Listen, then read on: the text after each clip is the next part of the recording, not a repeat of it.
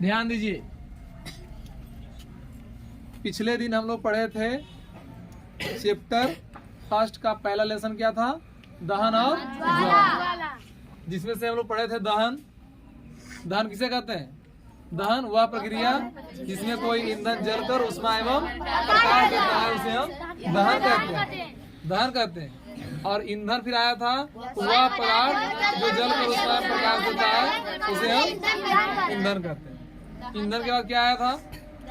दहन नहीं कहते, ईंधन कहते हैं। होश में है हम, ठीक है। पहले प्रोसेस था दहन का और ये पदार्थ था ईंधन का। उसके बाद हम लोग पढ़े थे, क्या पढ़े थे कि दहन के 3 आवश्यक शर्तें हैं। ऑक्सीजन की उपस्थिति और दहनशील पदार्थ की उपस्थिति और ज्वलन ताप की प्राप्ति। पढ़े थे ना? ये 3 चीज पढ़े थे।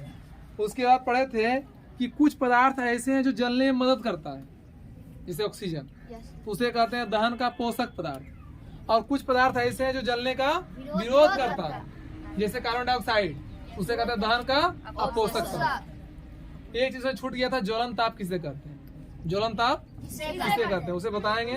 फिलहाल आज हमको पढ़ना है ज्वाला। क्या पढ़ना है? ज्वाला पढ़ना है। तो समझिए ज्वाला क्या है। ज्वाला कहता है कि ज्वाला वह क्षेत्र है ना।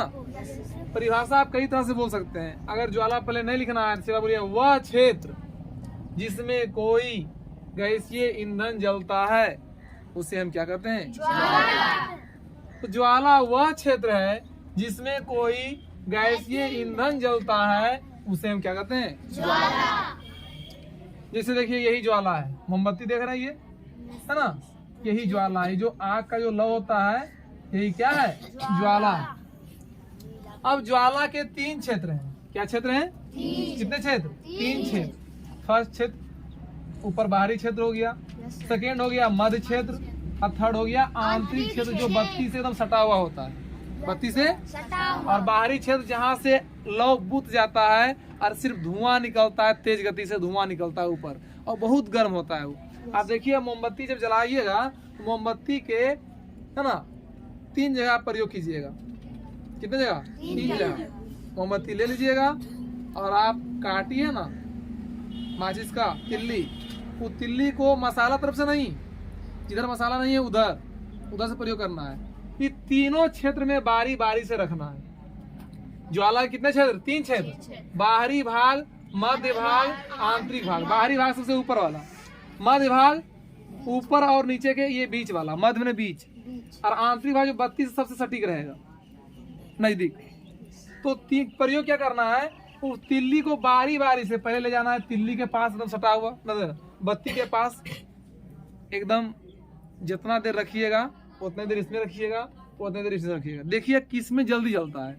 आप प्रयोग कीजिएगा तो आप पाइएगा कि इसमें जो है नहीं जलता है, इसमें जो है जलता है, जैसे हटाते बुझ जाता है तुरंत, मतलब अच्छा से नहीं जल पाया। लेकिन इसमें जो है ना, इसमें तुरंत जल जाएगा। क्यों? क्योंकि ये काफी गर्म होता है। क्या होता है? काफी गर्म भाग होता है। तो ज्वाला के 3 क्षेत्र होते हैं, पहला बाहरी, मध्य, आंतरिक भाग। ऐसे लिखे हैं, ज्यादा समय में रहेगा, आपको याद रहेगी ज्यादा देर तक, है ना। बाहरी भाग जो होता है, ये जो बाहरी भाग है, ये कैसा होता है? नीला होता है। कैसा होता है? नीला। और अदीप्त यानी बुझा हुआ रहेगा, ये अदीप्त रहेगा, यानी ज्यादा ये लाइट वेट नहीं करेगा इस भाग में। यानी सबसे बाहरी भाग होता है ये। उसके बाद क्या है, इसमें पूर्ण दहन होता है, यानी ईंधन जो होती है, जो मोम जो होती है, वो पूर्ण रूप से दहन हुआ होता है। उसमें पूर्ण रूप से दहन होता है, उसमें पूरा जल जाता है, कुछ बचता नहीं है। और यह क्या है? सबसे अधिक गर्म है। सबसे अधिक गर्म है कौन? ये बाहरी भाग सबसे अधिक गर्म भाग है। दूसरा है मध्य भाग, ये नीला था, ये रहेगा पीला। क्या रहेगा? पीला। और दीप्त रहेगा, मतलब ये प्रकाशित रहेगा, ये लाइट करेगा, इससे अंधेरा दूर होगा। यानी ये पीला रहेगा और दीप्तमान रहेगी, लाइट देगा। और अपूर्ण दहन, इसमें क्या होता है? ईंधन जो होता है वो पूर्ण रूप से जलता नहीं है, अपूर्ण दहन होता है। अगर पूर्ण रूप से जल जाएगा तो बुझ जाएगा, समझे ना। तो पूर्ण रूप से दहन नहीं होता है। और ये क्या होता है? ये तो सबसे अधिक गर्म होता है बाहरी भाग, इससे कम गर्म होता है कौन? मध्य भाग। इससे कम गर्म होता है मध्य भाग। तीसरा है आंतरिक भाग, जो कि बत्ती के एकदम सटीक रहता है ना। ये क्या रहता है? काला रहता है। क्या रहता है? काला रहता है। इसमें दहन जो होता है वो नहीं के बराबर होता है। दहन जो होता है वो नहीं के बराबर, क्रॉस कर दिए, दहन नहीं के बराबर होता है, नाम मात्र का। और ये गर्म के मामले में तो गर्म भी नहीं के बराबर होता है, यानी बहुत कम गर्म होता है, जिसको कि उतना गर्म नहीं माना जाएगा जितना की जरूरत है हमको, है ना। तो ये काफी कम गर्म होता है, ज्यादा गर्म नहीं होता है। सबसे कम गर्म होता है कौन? ज्वाला का कौन क्षेत्र? आंतरिक क्षेत्र। ये था ज्वाला। समझ में आई? मोमबत्ती, दिवाली आ रही है। कब है दिवाली? 12 नवंबर को है दिवाली। और नहीं है या है भी तो मोमबत्ती तो घर में रहता है कभी का, तो मोमबत्ती जला के देखिए, आप प्रयोग कीजिएगा, मोमबत्ती जला लीजिएगा, देखिएगा ये तीनों क्षेत्र में आप अलग कर पाते हैं कि नहीं कर पाते हैं अपने आप से। अगर ये तीनों क्षेत्र को आप अपने आप से अलग, मतलब एक दूसरे से अंतर समझ जाते हैं, तो फिर आपको याद करने का, रटने का जरूरत नहीं है। आप जब समझ जाइएगा तो उसको याद कीजिएगा ज्वाला को, तो आपको सब याद आ जाएगा, कौन गर्म होता है, कौन ठंडा होता है, कौन काला होता है, कौन पीला होता है। समझे कि नहीं समझे? पढ़ने का सही तरीका यही है, जो पढ़िए और वो अगर प्रयोग में लाने लायक है तो उसको प्रयोग में लाइए, समझे, तो आपको ज्यादा दिन तक याद रहेगी। समझना इसी को कहते हैं। अब वो तो हुआ खाली इसको पढ़ लेना, 3 क्षेत्र होता है, बाहरी क्षेत्र नीला हो गया, मध्य पीला हो गया, आंतरिक काला हो गया। आपको पूछेगा कुछ दिन के बाद तो कंफ्यूज करोगे। जब रटा हुआ रहेगा क्या करोगे? कंफ्यूज करोगे कि कौन पीला था, कौन नीला था, कौन काला था। समझे कि नहीं? कि जब इसको अच्छा से मोमबत्ती जला करके आप इसको अच्छा से पढ़ के उसको देखिएगा, समझिएगा, तो आप जल्दी भूलिएगा नहीं। अब पढ़ना है, इसके बाद क्या पढ़ना है? ज्वलन ताप लिख लेना है क्या? ज्वलन ताप लिख लीजिए। एक पॉइंट छूट गया था, उसको लिखा देते हैं, ज्वलन ताप।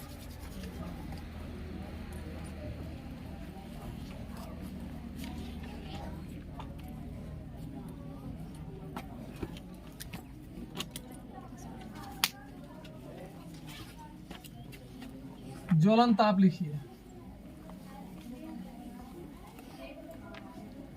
ये जिस निश्चित ताप पर, जिस निश्चित ताप पर कोई पदार्थ जलना शुरू करता है, कोई पदार्थ जलना शुरू करता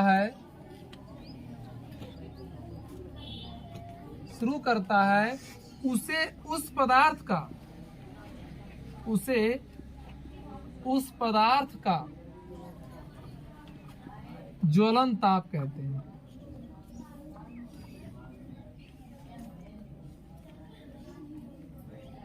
ज्वलन ताप कहते हैं। अब समझिएगा, अब ये ज्वलन ताप जो होता है ये सब पदार्थ का एक जैसा नहीं रहेगा। लिखना बंद कीजिए। ज्वलन ताप जो होता है ये सभी पदार्थ का सेम नहीं रहेगा।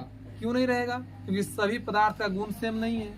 अब कागज है तो कागज को आप माचिस से तिल्ली जला सकते हैं, लेकिन वही लकड़ी है तो लकड़ी को आप माचिस से तिल्ली से जलाना आपको मुश्किल हो सकता है।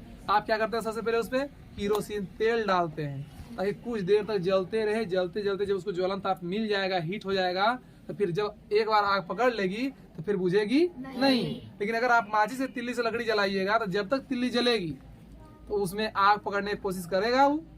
जैसे तिल्ली बुझ जाएगी वो काला होकर के फिर वैसे रह जाएगा। होता कि नहीं होता? क्यों हुआ? क्योंकि माचिस का तिल्ली उस पदार्थ को जलने के लिए, लकड़ी को जलने के लिए उसको उतना ताप नहीं दे पाया जितना ताप उसको चाहिए था। समझ आ रहा कि नहीं? तो भिन्न भिन्न पदार्थों के ज्वलन ताप क्या होते हैं? अलग अलग होते हैं। एक पॉइंट और लिखना है, भिन्न भिन्न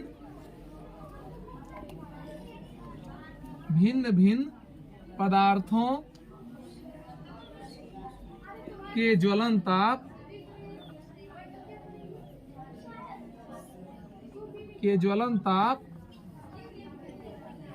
भिन्न भिन्न होते हैं।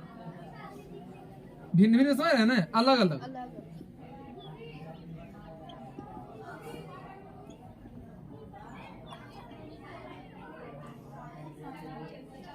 एक चीज और समझिए आप, अभी ज्वलन ताप का परिभाषा आपको समझ में नहीं आई, एक उदाहरण से और समझिए।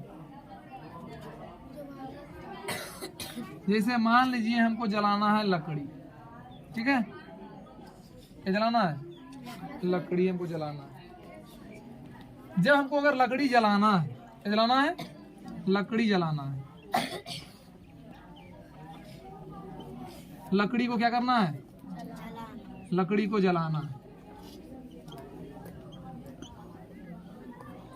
हम जलाने के लिए क्या किए? लकड़ी को ताप दे रहे हैं, टेम्परेचर दे रहे हैं। पहले दिए हम 5 डिग्री सी, लकड़ी नहीं जला, ठीक है। जब नहीं जला तो लकड़ी का ज्वलन ताप 5 डिग्री सी नहीं हुआ, ठीक है। अगर फिर 5 के बाद दिए 10 डिग्री सी ताप, फिर भी ये क्या हुआ? नहीं जला, फिर भी ये नहीं जला, तो लकड़ी का ज्वलन ताप 10 डिग्री सी नहीं हुआ। फिर दिए 15 डिग्री सी, कितना दिए? 15 डिग्री, फिर भी लकड़ी नहीं जला, क्या हुआ? नहीं जला। फिर दिए हम इसको 30 डिग्री सी समझ रहे? सेल्सियस, ताप को व्यक्त करते हैं सेल्सियस में, केल्विन में, फ़ारेनहाइट में, वही सेल्सियस। तो ये लकड़ी क्या हुआ? फिर जलना शुरू नहीं हुआ। दिए 45 डिग्री सी, लकड़ी जलना शुरू हो गया। इसका मतलब है कि लकड़ी का ज्वलन ताप कितना है? 45 डिग्री सी है। क्योंकि परिभाषा क्या कर रहा है? जिस निश्चित ताप पर कोई पदार्थ जलना शुरू करता है, कोई पदार्थ यानी लकड़ी जलना शुरू किया कितना ताप पर? 45 डिग्री सी पर, तो उसे उस पदार्थ का ज्वलन ताप कहते हैं। यानी 45 डिग्री सी क्या हो जाएगा? लकड़ी का ज्वलन ताप हो जाएगा। समझाया? ये इसका निश्चित नहीं है, हमने आपको उदाहरण से समझाया। लकड़ी का ज्वलन ताप 45 डिग्री सी नहीं है, ठीक है। चलिए नोट कीजिए, फिर आगे देखेंगे कल माचिस और मोमबत्ती का इतिहास।